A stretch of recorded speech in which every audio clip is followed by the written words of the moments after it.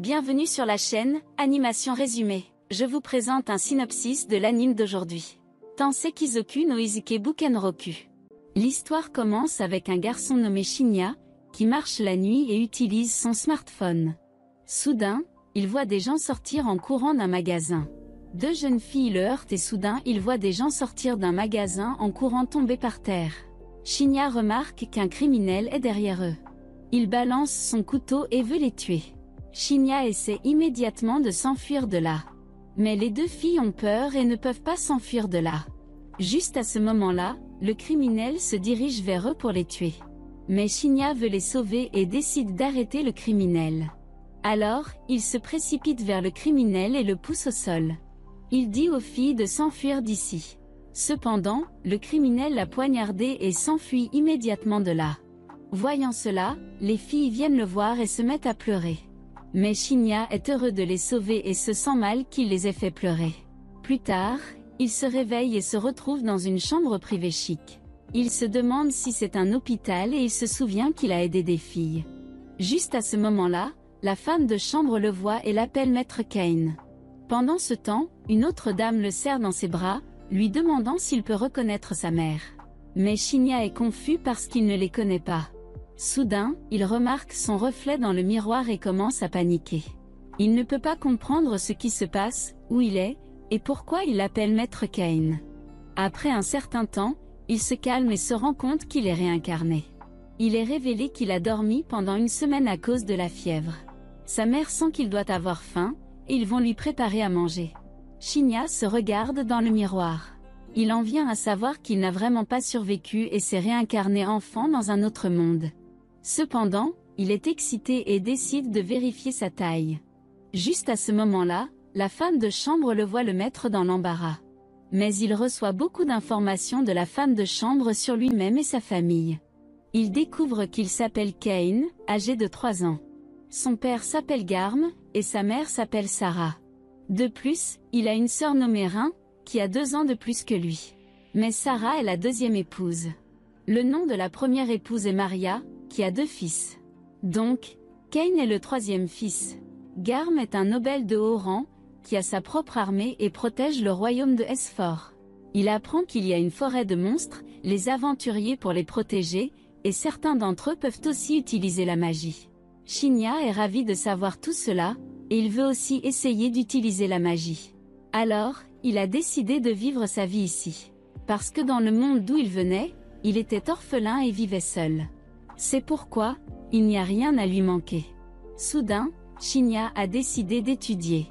Alors, ses parents sont surpris par cela. Mais son père Garm lui explique qu'il ne peut pas lui léguer sa succession, il doit donc réussir lui-même dans la vie. Shinya décide alors de lire des livres sur la magie et l'histoire du royaume, car il s'intéresse davantage à la magie. Mais sa sœur Rin lui explique qu'il n'est pas encore prêt pour ça, car il a aussi besoin d'être baptisé comme elle et d'attendre d'avoir 5 ans. Personne ne croit qu'il peut utiliser la magie, mais Shinya commence à la pratiquer seul. Un jour, sa sœur l'a presque surpris en train de faire de la magie, mais heureusement, elle n'a rien vu. Rin commence à lui apprendre les 300 ans d'histoire du royaume de Esfor et comment son premier roi a commencé en tant qu'aventurier avant de construire le royaume. 2 ans passent et c'est enfin l'heure de sa cérémonie de baptême. Maintenant, il a 5 ans. Ses parents et sa sœur sont très heureux parce qu'il a l'air si mignon. Aujourd'hui, il voit le monde extérieur pour la première fois, et c'est le monde alternatif dont il rêvait dans sa vie passée, car il contient de vieux bâtiments, des soldats, des monstres et même de la magie. Pendant ce temps, il demande à sa sœur ce que c'est que d'être doté de magie de statue. Rin ouvre alors son statut pour le lui montrer. Il la regarde et voit ses niveaux de magie, qui peuvent utiliser 3 éléments de magie différents. Sa mère révèle que Rin a reçu une protection de niveau 2 par le dieu de la magie, mais Shinya ne pouvait pas comprendre à propos de la protection et du niveau. Son père explique ensuite que la magie et la protection sont accessibles au niveau 1 à 5. Ainsi, plus le niveau est élevé, plus le talent naturel de l'utilisateur est élevé. La protection est une chose très pratique qui détermine la quantité de magie nécessaire pour activer le sort, et cela affecte aussi les compétences, et un dieu donne une protection. Bientôt, ils atteignent le temple, qui est dédié au culte des 7 dieux piliers. Shinya est excité pour sa cérémonie de baptême, et sa sœur espère qu'il obtiendra beaucoup de protection et de magie des dieux. Dès que la cérémonie de baptême commence, ils entendent quelqu'un rire. Les statues commencent à briller et ils sont étonnés de voir cela. Shinya ouvre alors les yeux et se retrouve dans le monde des dieux, où résident les 7 dieux. Les 7 dieux apparaissent devant lui, qui ont longtemps attendu ce jour. Il l'appelle par son ancien nom, et il est surpris que les dieux eux-mêmes se présentent pour un baptême. Il se présente un par un, et révèle que sa mort était inattendue. Il protégeait les jeunes filles du criminel, mais le criminel allait trébucher et tomber et être arrêté. Donc, il n'était même pas nécessaire. Cependant, il est mort en faisant une bonne action. C'est pourquoi, le dieu de la terre a demandé de le réincarner dans ce monde. Il pensait que l'allaitement et le changement de couche lui causeraient trop de tourments mentaux. Alors, ils ont essayé de bloquer ses souvenirs, mais pour une raison quelconque, il les a rappelés à l'âge de 3 ans. Sachant cela, Cain dit qu'ils n'ont pas besoin de s'excuser, car depuis que ses souvenirs sont revenus si vite, il a pu apprendre à écrire et à utiliser la magie. Et surtout, il vit avec ses parents et sa sœur. Alors, il les remercie d'avoir laissé ses souvenirs avec lui. Maintenant, chaque dieu lui accorde sa protection, sa magie et ses compétences. Aussi, ils promettent de le revoir. Caïn ouvre les yeux et son père lui demande s'il peut leur montrer son statut. Mais Caïn a un mauvais pressentiment à ce sujet. Alors, il prétend que son estomac lui fait mal et s'enfuit de là. Il ouvre sa fenêtre de statue et est surpris de voir cela, car il a toutes sortes de magie et de protection avec le niveau 10. Il se demande ce que diable font ces dieux, car on lui a dit que le niveau 5 est le plus haut niveau. Maintenant, Caïn décide de le cacher, car il ne peut laisser personne le voir. Juste à ce moment-là, il découvre que le dieu de la création lui a donné un sort de dissimulation de statue. Sachant cela, il le remercie et cache ses vrais niveaux de magie. Pendant le dîner, tout le monde célèbre le 5e anniversaire de Caïn. Son père lui demande alors s'il a pu vérifier son statut et lui dire de le montrer. Alors que Caïn ouvre son stratus magique, tout le monde est étonné, car il a la protection non seulement du dieu de la création, mais aussi des 6 autres dieux. Mais Caïn oublia de réparer son pouvoir magique, qui était de plus de 344 000. Son père dit que même les mages du palais n'en ont qu'environ 10 000. Mais il n'a que 4 ans et même il a une boîte à objets et un jugement aussi. Ainsi, Caïn peut obtenir un succès garanti dans n'importe quoi. Cependant, la pluie est très heureuse de l'avoir. Mais son père lui interdit de montrer ce statut à qui que ce soit d'autre, car c'est très prometteur, mais cela pourrait aussi être considéré comme une menace pour le royaume. Aussi, il interdit à tout le monde d'en parler. Après un certain temps, Caïn arrive dans sa chambre et trouve un livre sur l'invocation de la magie. Il se demande s'il pourra invoquer des animaux duveteux, car c'est son rêve. Il sort avec ce livre et commence un rituel d'invocation. Il voulait invoquer un animal duveteux, mais étonnamment, c'est un monstre, et Caïn s'inquiète de le voir. Pendant ce temps, la pluie et Parme sont également là. Le monstre veut les tuer, mais Caïn vient devant eux pour les protéger. Il se souvient comment il a protégé 2 jeunes filles dans sa vie antérieure. Alors, il saute à nouveau pour tuer le monstre en utilisant sa magie. Cependant, le monstre le frappe fort et le repousse. Mais Caïn veut protéger la pluie et Parme à tout prix. D'une manière ou d'une autre, il parvient à lancer son sort d'invocation et renvoie le monstre d'où il vient. Caïn tombe par terre et sa sœur Rin pleure de le voir. Caïn pense qu'il a encore fait pleurer les gens et se demande s'il va encore mourir. Cependant, il le trouve vivant, et Rin et Catgirl Parma le serrent dans leurs bras. Rin pense qu'il est blessé et décide d'appeler son père. Mais Caïn dit qu'il va bien et se sent désolé de lui avoir fait peur, mais Rin est heureux de le voir vivant. Caïn pense qu'il a fait pleurer ses filles cette fois-là, mais dans ce monde, il peut aider les gens. Pendant le banquet, Caïn se présente à tout le monde. Il révèle qu'il veut aller dans toutes sortes d'endroits différents et surtout, il veut protéger tous leurs sourires en devenant un aventurier. Regardez cette vidéo et abonnez-vous à Anisumari pour plus de résumés d'animes. Auparavant, Caïn recevait la protection de niveau 10 de tous les dieux et voulait être un aventurier pour protéger le sourire des gens et de ses proches. En observant son enthousiasme, son père a décidé d'engager un tuteur pour lui enseigner. Quand Caïn entend, il est également excité et la femme de chambre le félicite pour cela. Allongé sur son lit, il est absorbé et réfléchit à qui serait son maître. Peut-être qu'il peut être orque, ou une sorcière. Juste à ce moment-là, la bonne l'informe de l'arrivée de ses tuteurs. Il est tellement excité qu'il utilise la magie de téléportation de la veuve de sa chambre. Il n'a aucun contrôle là-dessus, alors, il tombe sur le sein de Millie. En le considérant comme un enfant, Nina suppose qu'il lui a sauté dessus pour se nourrir. Maintenant, c'est l'heure de l'embarras de Cain. Cain se présente à ses professeurs Millie et Nina. Dans son imagination, il pense à l'attaque soudaine du scélérat qui provoque la réincarnation. Aussi, les dieux qui lui ont accordé une protection de niveau 10 abondent dans ce monde. Personne n'a imaginé à quel point il est puissant, car il cache son statut à tout le monde. Sachant qu'il est de la famille noble, Millie est si formelle et hésite devant eux. Elle lui donne l'introduction appropriée qu'elle est une aventurière et appartient au rang D. Après cela, elle dit à Nina de se présenter. Comparée à Millie, Nina semble calme, alors elle dit son nom. Millie pense qu'il est inapproprié d'être impoli devant le noble. La casquette de Nina a été enlevée, et Cain sait qu'elle est une elfe. Mais il leur dit d'être décontractés, et son père leur demande également de lui apprendre l'escrime et la magie pendant les 3 prochaines années. Sans perdre une minute, il commence à l'entraîner à l'épée au sol. Pour vérifier ses capacités, Millie lui dit de balancer son épée. Comme on lui ordonne, il balance l'épée comme un pro. En regardant ses balançoires, personne ne peut croire qu'il a 5 ans. Même Nina partage sa perception que Cain lui est supérieur en épée. Ils sont déconcertés quand Cain leur dit qu'il a récemment traversé le processus du baptême. Millie est choquée et a décidé de passer le test simulé. Avec les épées en bois, il commence à se battre. Ce qui est surprenant, c'est qu'il esquive facilement chaque attaque contre Millie. En observant ses compétences, Nina s'enquiert de son statut. Lors de son combat avec Millie, il répond que son père ne lui permet pas de le révéler à des étrangers. Comme Millie est épuisée par le combat à l'épée avec lui, elle l'a remis entre les mains de Nina pour apprendre la magie.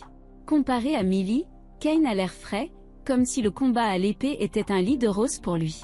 Nina a décidé de lui apprendre les bases, mais Cain lui dit qu'il les a déjà connues grâce à Basic. Donc, il l'a aussi pratiqué. Il leur montre une boule d'eau, une boule de feu et une balle de fusée qui ont fait des trous dans le mur. Nina et Millie sont choqués qu'il ait utilisé la magie enchantée avec des livres. Cela révèle qu'il est un génie. En dehors de cela, Nina et Millie sont choquées pour de nombreuses raisons. Parce que la classe S est également incapable de le faire. Cette magie ne peut être obtenue qu'avec un entraînement intense, mais la commande d'un enfant de 5 ans est impossible. De plus, il a des capacités dans tous les éléments, et avec l'escrime, il les épate. Maintenant, il pense qu'il n'y a rien qu'il puisse lui apprendre. Juste à ce moment-là, il leur montre une serviette et apparaît une boîte d'objets qui leur donne un autre choc. Quand il pense qu'il n'y a rien qui puisse les faire sursauter, à ce moment-là, il apparaît avec surprise. Après cela, il leur demande de l'emmener à l'extérieur du manoir car ils ne peuvent pas s'entraîner ici. Tudor pense également que c'est une suggestion appropriée. Alors, ils ont accepté de prendre la permission de son père. Cain est heureux parce qu'il sort une 2e fois du manoir. Lorsqu'il se renseigne auprès de son père, Garm pense qu'il n'est pas prudent d'envoyer son fils à l'extérieur. Les Tudors ne peuvent pas lui enseigner dans le manoir parce qu'il est au-delà du niveau de base. Ils doivent lui donner une formation de niveau intermédiaire. Si Cain a commencé à s'entraîner là-bas, il peut faire sauter le manoir. En entendant cela, la mère de Cain sourit, mais Garm est déconcerté parce qu'il est allé loin en un jour d'entraînement. Son père sait que son fils est extraordinaire, mais la surprise du premier jour est choquante pour lui. Maintenant, son père s'en est rendu compte et leur a accordé la permission avec certaines restrictions. Cain n'est pas autorisé à aller loin ou à violer la condition imposée par son père. Quand ils se sont éloignés des limites du manoir, Nina a pris la responsabilité de lui apprendre la magie. Elle lui dit d'effectuer la magie intermédiaire. Sur excitation, Cain utilise la magie du feu qui ne se contente pas de tomber sur le sol. En outre, cela crée une vague ardente saisissante qui brise l'énorme pierre. Encore une fois, leur tuteur est sous le choc car ce niveau de magie est bien au-delà de l'intermédiaire. En outre, il pense qu'il devrait être épuisé parce que tant de pouvoir a été consommé dans cette magie. Mais Cain se sent rafraîchi comme s'il n'avait pas encore effectué de magie difficile. Cela révèle qu'il a une endurance illimitée pour effectuer la magie. Ce gamin de 5 ans leur donne un compte-gouttes à mâchoire dos à dos. Ensuite, ils sentent le danger dans leur environnement et deviennent prudents. Les lapins tueurs écrasent les humains, alors les tuteurs sont prêts à affronter cette bête. Mais le lapin tueur les a croisés en sautant dessus et en atteignant Cain. Surchargé de puissance, Cain esquive son invasion et le tue d'un seul coup de balle aérienne. C'est la première proie de Cain, alors il veut la montrer à sa mère et à sa sœur. Par conséquent, il le garde dans sa boîte d'objets. En regardant hypnotiser la boîte magique, Millie souhaite également avoir un sac magique. À cette fin, elle devrait avoir le beau montant qu'elle collecte. En dehors de cela, les tuteurs ont décidé de continuer à chasser. Ainsi, Nain utilise des ennemis pour localiser la magie qui lui donne une réponse en un clin d'œil. Leurs ennemis sont à 300 mètres d'eux. Maintenant, c'est au tour de Cain d'être curieux car il veut apprendre à localiser le sort du monstre. En réalisant ces techniques magiques, il essaie d'effectuer cette magie. Lorsqu'il crée la fine couche pour rechercher le monstre, il les localise non seulement, mais il peut également en indiquer le nombre. Nenna le regarde la bouche ouverte parce que peu sont éligibles pour le faire. Pourtant, ils ne sont pas capables d'effectuer cette magie en un jour. Maintenant, ils ont réalisé qu'il n'est pas un enfant ordinaire. Avec fou de joie, ils passent aux lapins tueurs, qui sont au nombre de 4. Cain efface le premier avec son élément feu. Nenna le tue également avec sa baguette magique, et Millie élimine le tueur de lapins avec son épée swing. Lorsque Cain est sur le point de s'occuper du dernier, il se rend dans la forêt dangereuse. Cain se dirige également vers la forêt pour s'occuper de lui, mais les tuteurs ne lui permettent pas de le faire. En raison de leur résidence, des monstres dangereux et une aventure compétente sont également incapables de les vaincre. Une fois par décennie, ils sortent de cette forêt et les agressent. C'est pourquoi le mur d'enceinte de la ville est suffisamment solide pour ne pas permettre aux monstres de le battre. En outre, ils encouragent Cain à devenir assez puissant pour vaincre ces monstres. Quand il arrive à la maison, il vérifie son statut et est choqué parce que son statut a franchi le niveau 8. En tuant quelques lapins tueurs, il a atteint le niveau 8, c'est étonnant. Juste en explorant davantage, il a compris la raison derrière cela. Cain a tout en 10 niveaux, la météo, le feu, l'eau et les éléments terrestres sont tous sur 10 niveaux. En atteignant ce niveau, quoi qu'il fasse, il obtiendra une réponse plus de 100 fois. Sachant cela, il a commencé à maudire les dieux, car ils lui ont infligé un grand problème. Si les États en sont informés, ils le tueront, car il peut leur poser problème. En dehors de cela, il a décidé de se concentrer sur devenir un aventurier. Ne pensant pas à ce gâchis, le lendemain matin, ses tuteurs décident d'en apprendre davantage sur les monstres de la guilde. Ils savent que Cain peut tuer l'animal inférieur en 1 seconde. Alors, ils viennent ici pour prendre des informations sur le plus fort qu'il peut hanter. Rudy, réceptionniste de la guilde de l'aventure, leur parle du loup, mais personne ne l'a vu jusqu'à présent. Rudy est également heureux de rencontrer le mignon aventurier Cain qui ne peut pas enregistrer son nom parce qu'il n'a pas assez grandi. Heureux de rencontrer le mignon aventurier Cain qui ne peut pas enregistrer son nom parce qu'il n'a pas assez grandi. De plus, il humilie Millie pour son tutorat et lui ordonne de verser la boisson dans sa tasse. Nina leur interdit carrément de le faire parce qu'ils sont de service. Guerrier de Rance considère que c'est une insulte et retient Nina, mais Cain lui dit de les quitter, car il veut s'entraîner. Guerrier de Rance se moque également de lui. Alors, Cain le jette avec une seule gifle sur son corps. Il se leva et recommença à attaquer Cain, mais Cain esquive son attaque à une vitesse fulgurante et doit lui donner une leçon à travers sa petite main et ses petits pieds. C'est honteux pour un guerrier de Rance d'être battu par un enfant de 5 ans, alors il tient l'épée. Guerrier de Rance a lancé une attaque sur Cain en balançant l'épée, mais Cain esquive l'attaque à la vitesse de l'éclair et tient l'épée entre ses doigts et le jette hors de la guilde. Cain donne également un avertissement aux guerriers qui ont retenu Millie, mais ils se montrent têtus et le menacent de tuer Millie avec un poignard. Ils ne savent pas avec qui ils ont joué. Pour leur donner une leçon, il saute vers eux et les jette à son maître. En étant submergé d'émotions, Nina le serre dans ses bras et promet de protéger Cain lorsque le danger surgit. Après cela, il s'entraîne dur et apprécie le repas alléchant. Après le temps de 3 ans, sa femme de chambre apparaît dans sa chambre pour changer ses vêtements, mais Cain a déjà changé. Elle l'informe que ses tuteurs souhaitent conserver le contrat.